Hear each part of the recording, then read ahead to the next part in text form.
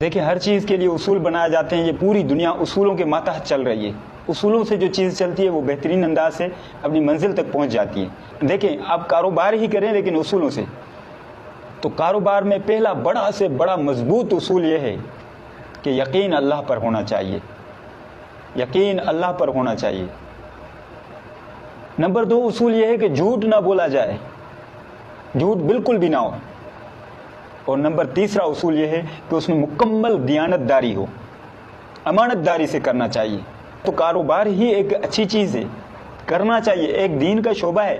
یہ جو ہمیں آدمی لوگ کاروباروں میں، تجارت میں کامیاب نظر آ رہے ہیں، یہ اصولوں پر نظر آ رہے ہیں. اصولوں سے جو چیز چلتی ہے وہ اچھی چلتی ہے.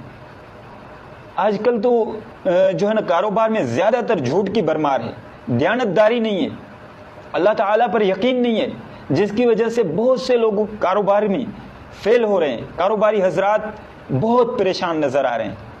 کیوں؟ ان اصولوں کے پابند نہیں ہیں. اصولوں کی پاسداری نہیں کریں گے کامیاب نہیں ہو سکتے. لاکھ کوشش کریں، لاکھ بھاگ دوڑ کریں، رات دن کھپائیں، اپنا جسم کھپائیں، کامیاب نہیں ہو سکتے. اصولوں سے چلیں گے کامیاب ہوں گے.